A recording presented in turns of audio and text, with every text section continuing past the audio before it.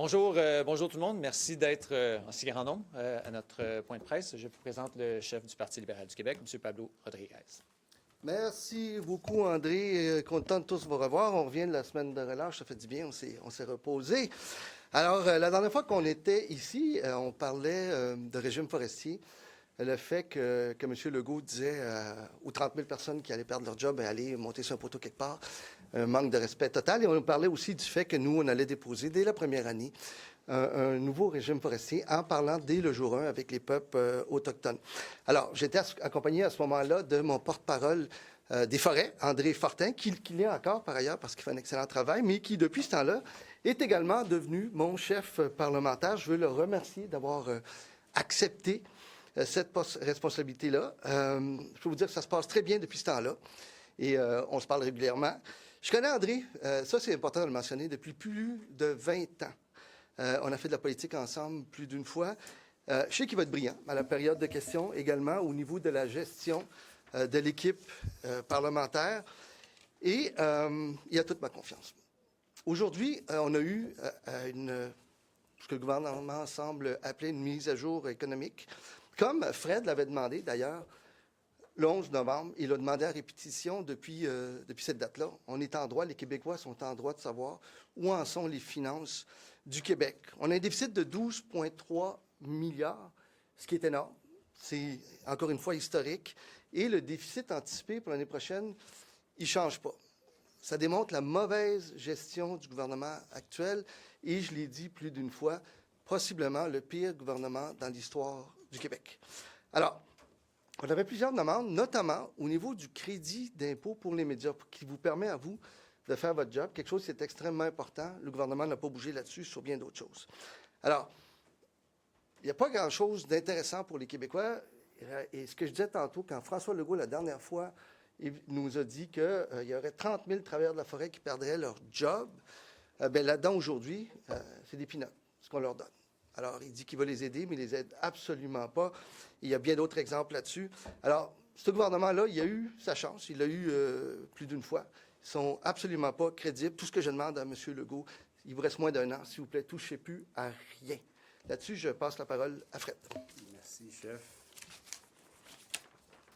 Alors, ce matin, on a eu un exercice classique CAC avec un déficit historique quand même de 12,3 milliards de dollars. Il faut quand même comprendre là-dedans qu'il y a eu 900 millions de plus d'impôts payés par les particuliers.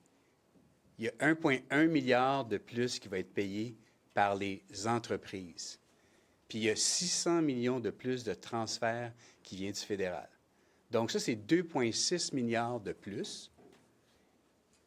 Et ensuite, on a 900 millions de dollars de dépenses additionnelles. Alors, quand on regarde le tout, là, ça explique pourquoi on passe de 13,6 à 12,3. Puis, juste pour clarifier quelque chose, le gros slogan là, que vous allez entendre de la part de la CAQ aujourd'hui, là, on aide la chèque de paie des Québécois en réduisant la contribution au RQPA, puis au RQAP, pardon, puis au ARQ.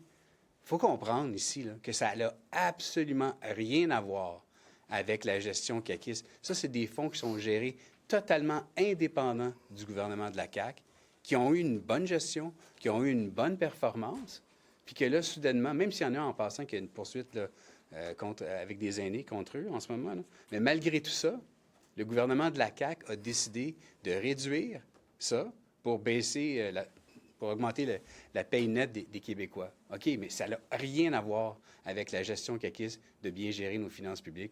On fait face au gouvernement de la décote et des 7 déficits, une première dans l'histoire du Québec, consécutif. Merci. M. Rodriguez, Oui. qu'est-ce qui vous empêche de réembaucher Mme Heinz aujourd'hui? Il y a actuellement un débat juridique autour de ça. Ça s'en va clairement en cours. Et je ne sais toujours pas ce qui s'est passé. C'est-à-dire que Mme Risky est la seule personne qui détient cette information-là. Je lui ai demandé, je lui ai écrit la semaine dernière pour la rencontrer. Je n'ai pas encore de nouvelles. Mais en parlant avec les employés et le personnel, là, vous êtes ici, là, en parlant avec les employés et les gens sur l'étage, vous n'avez même pas une once de début de quelque chose? Ce que j'ai dit, et je le répète Et je suis mes dossiers de près, là. Il n'y a jamais eu, Mme Risky n'est jamais venue me voir en me disant, il y a un problème. Non, et ce n'est pas arrivé non plus. Il n'y a pas, attendez, laissez-moi répondre une seconde. Il y a pas je n'ai jamais reçu de notes, de email, prenez la forme que vous voulez, là, de texto, de papier déposé sur un bureau, quoi que ce soit, au sujet d'un problème qui existerait.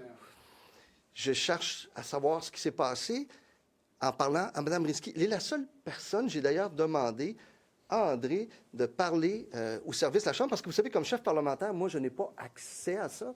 Donc, je lui ai demandé de parler à l'Assemblée nationale. Il peut vous en faire part actuellement. Oui, effectivement. On a contacté la Direction des ressources humaines de l'Assemblée nationale pour essayer de comprendre s'il y avait un dossier sur Mme Hintz. Et vous devez savoir que la façon que l'Assemblée nationale fonctionne, c'est que c'est un service essentiellement de conseil. Ce n'est pas à eux à monter des dossiers sur un employé ou un autre. Pour y avoir déjà fait appel, c'est un service d'accompagnement. Ils peuvent donner des conseils aux élus, mais la responsabilité de monter un dossier sur un employé, ça appartient à l'employeur, donc au titulaire, donc à Mme Risky dans ce cas-là. Il y avait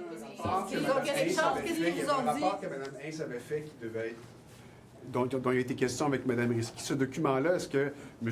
Rodriguez, vous en avez pris connaissance pour essayer de comprendre quels étaient les enjeux qui provoquaient ces divisions-là sur le sujet qui a finalement mis le feu aux poudres? Moi, je vous dis, là, j'arrive comme titulaire dans un contexte particulier où, comme vous dites, là, il y a apparemment des questions sur l'utilisation des ressources de l'Assemblée nationale. Alors, ce qu'on a fait au cours des derniers jours, c'est qu'on a fait ressortir l'ensemble des règles de l'Assemblée nationale qui sont offertes à tous les élus là, après leur élection. Également, le document de l'Assemblée nationale qui porte sur comment se comporter lorsqu'il y a un chef non élu. Ce n'est pas une première, c'est arrivé. Mais la population sur le fait qu'il y a des utilisations de fonds publics à des fins particulières. Pourquoi vous n'êtes pas capable de donner une réponse claire sur ce qui semblait faire litige? J'y arrive. Mais je vais vous dire ce qu'on a fait. D'abord, on a sorti les règles de l'Assemblée nationale. Ensuite, on a regardé les tâches de chacun des employés de l'aile parlementaire. Hier, j'ai parlé à la commissaire à l'éthique pour avoir une première discussion avec elle sur certains questionnements, peut-être. Et on lui a écrit de façon formelle ce matin pour qu'elle nous accompagne, pour qu'elle nous offre conseil lorsqu'il y a des situations qui pourraient porter à interprétation. Et ce qu'elle a accepté de faire. Mais à partir de là, ce qu'on veut vous dire, c'est qu'aujourd'hui, dans la tâche des employés de l'Assemblée nationale, tout est irréprochable. Alors, s'il y a autre chose qui est mise sur la table... Concernant les ressources humaines, vous avez dit que vous les avez sollicités. Qu'est-ce qu'ils vous ont dit? Les ressources humaines, essentiellement, là, si je comprends bien de la façon qu'ils fonctionnent, et pour l'avoir fait appel à leur service par le passé, c'est un service d'accompagnement. Alors, eux, ils considèrent que dès qu'il y a un nouveau titulaire, les discussions qu'ils ont en matière d'accompagnement avec un ancien titulaire, ça leur appartient et c'est privé. Ce n'est qu'entre un titulaire et un autre. Mme Risky. Non. L'Assemblée nationale n'a pas de dossier.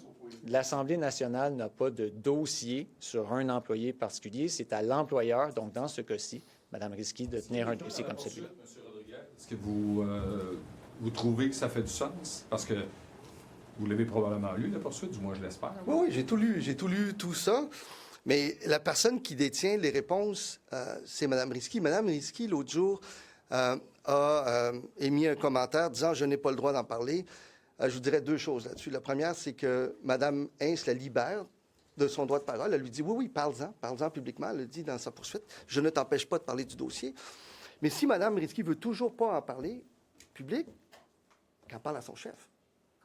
Qu'elle parle à son chef. Excusez, mais je lui ai écrit la semaine passée, j'attends de ses nouvelles. Comment allez-vous faire pour éviter qu'une autre situation comme celle-là se reproduise?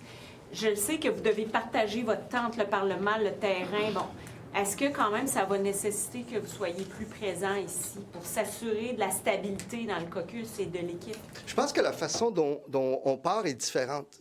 J'ai demandé à M. Fortin, parce que moi, je n'ai pas la capacité d'agir parce que je suis chef extra-parlementaire. Donc, ce qu'on n'a pas fait la dernière fois, c'est à l'avance de demander ces questions-là. On vient de le faire. On vient de le faire au niveau de l'Assemblée nationale. On vient de le faire au niveau de la commissaire. Donc, ça clarifie les choses. Mais sur le fond, chacune de mes dépenses, je l'ai mentionné, ont été déposés, approuvés et payés par le parti à 100 %. Et pour ce qui est des dépenses de l'Assemblée nationale, c'est approuvé et payé par l'Assemblée nationale. Ma question là-dessus, là, moi, je vous disais, vous, comme chef, là, est-ce que ça va nécessiter une présence encore plus grande ici pour surveiller votre caucus? Je suis ici. Bien, je fais confiance à André. Mon caucus, il est très uni et on va bien. Mais on a aujourd'hui demandé clairement ce qui peut se faire, ce qui ne peut pas se faire. Nous, on pense que tout ce qu'on a fait est très correct, là. Mais là, on va être sûr. Donc, on pose ces questions-là, et là est la différence. Mais si vous voulez qu'on se voit plus souvent, ça va me faire plaisir de vous voir plus souvent. Qui n'a pas été déposé, semblerait-il. Vous l'avez en votre possession, cette Moi, je l'ai lettre pas. de Mme Hintz. Moi, je l'ai pas. Vous l'avez? Pourriez-vous la rendre publique? Il y a rien, honnêtement, il n'y a rien à cacher dans cette note-là. Nous, on va être transparent avec tout le monde. Sur le fond, M. Rodriguez, sur le fond, ce qu'on comprend de votre position, finalement, là, c'est que dans votre tête, en ce moment, tant Mme Risky que Mme Hintz pourraient avoir raison dans le litige qui les oppose. C'est que je n'ai pas cette information-là, vous comprenez, et vous seriez dans la même position. Si c'est plus dans votre tête à vous, réponds, là. tant C'est l'une que l'autre pourrait avoir raison à l'heure actuelle en Moi- fonction de ce que vous savez. Moi, j'ai fait confiance à Mme Risky. Sur la base de ma relation avec elle depuis plus de 10 ans, on s'est toujours bien entendu. C'est une femme qui est compétente, j'ai jamais de problème. Oui, mais non, mais écoutez-moi, là. Je veux avoir votre Je vous donne ma opinion sur... réponse. Vous ne pouvez pas choisir ma réponse. Je vous donne ma réponse. On avait une réunion statutaire à 4 heures, là, à peu près 4 heures, 4 heures et quart, presque tous les jours. Parfois, on ne la faisait pas, c'était pas possible. Mais en général, on se parlait tout le temps. À aucun moment, là, c'est facile à vérifier, là, j'ai été avisé de quoi que ce soit. Donc, d'où la surprise. Et encore aujourd'hui, même si elle dit « je ne veux pas en parler en public », elle peut en parler à son votre point de chef. vue sur la chose. Mais je C'est vous pour donne ça. mon point de vue. Bien, vous répétez des choses que vous avez déjà dites, mais je veux juste être certain de bien comprendre que votre point de vue, c'est qu'à l'heure actuelle, en fonction de ce que vous savez et de ce que vous ne savez pas, tant Mme Risky que Mme Hintz pourraient avoir raison sur le litige qui les oppose. À l'heure actuelle, dans les deux cas, il y a des allégations. À l'heure actuelle, ça s'en va, selon notre compréhension, en cours. Donc, on est prudent là-dessus. Je dois être prudent. Je ne dois pas me prononcer sur le fond de la chose parce que ça s'en va en cours de façon générale. Ce que je dis, c'est qu'il n'y avait aucune raison de ne pas m'en parler. Et ce que j'ai appris en allant, tout le monde en parle, puisque c'est là le moment qu'elle a publié sa note, si effectivement elle était accompagnée des ressources humaines, ben, elle aurait dû me le dire. OK, mais pouvez-vous clarifier exactement ce que vous avez demandé à la commissaire à l'éthique comme clarification? Quel C'est quoi accompagnement elle va faire? exactement que vous lui avez demandé? Qu'est-ce qui n'était pas clair? Bien, d'abord, il y a plusieurs documents qui ont des règles extrêmement claires sur l'utilisation des ressources parlementaires, sur la présence du chef ici, sa présence au caucus, sa présence dans les bureaux de l'Assemblée nationale, les remboursements qui doivent être faits par le parti dans ce cas-là. Là où on a des questions, c'est par exemple s'il y a des employés qui sont à temps partiel ici à l'Assemblée nationale, mais qui peuvent avoir un contrat à l'extérieur, notamment avec le parti. C'est le genre de questions qu'on voudrait poser à la commissaire à l'éthique. Et Est-ce qu'il y a eu des changements? Est-ce qu'il y a eu des changements dans la Est-ce que vous Non, mais- trouvez que c'est flou? Tu sais, est-ce que vous aimeriez demander à la commissaire à l'éthique, avec d'autres partis politiques, de peut-être se pencher pour revoir des clarifications là-dessus? Mais en fait, la commissaire à l'éthique, là, hier, dans la discussion qu'on a eue, elle nous dit essentiellement qu'il n'y a pas de restrictions là-dessus, mais qu'il doit y avoir des balises claires. Alors, pour établir ces balises claires-là, effectivement, on va demander l'accompagnement de la commissaire à l'éthique. M. Rodriguez, une question que vous devez répondre aujourd'hui. Je réponds à toutes vos questions. Oui, je sais, mais c'est pour ça que je vous demande. Je vais vous demander de regarder la caméra pour répondre à la question. Qu'avez-vous à dire à vos militants qui questionnent votre capacité de leadership et qui vous demandent d'avoir voix au chapitre lorsque vous allez dévoiler votre rapport externe? Qu'avez-vous à leur dire? Ce que j'ai dit, le caucus est uni. Nos militants sont unis. Hier soir, j'étais à une activité dans Verdun, la salle était pleine. Il y a 3 jours, j'étais dans une autre activité où il y avait 500 personnes. 2 jours auparavant, 200 personnes. 3 jours avant ça, c'est un autre 500 personnes, puis une autre salle comble dans un comté de la CAQ. Donc, vous niez Ça les ne militants qui change- se questionnent actuellement Ben- sur votre capacité de leadership. Les militants veulent des réponses comme j'en veux. En fait, je suis probablement la première personne qui veut des réponses à certaines allégations. C'est pour ça que j'ai posé des gestes très concrets. Mais vous l'avez vu hier, Le Parti libéral, lorsqu'il est attaqué par l'externe, s'unit. S'unit et s'unit. Et vous avez vu hier le ralliement. On était tous ensemble avec Charles, avec Carl, les présidents de comté, un peu partout. Le Parti libéral, on va passer à travers ça, là. C'est un moment important, mais on va passer à travers ça.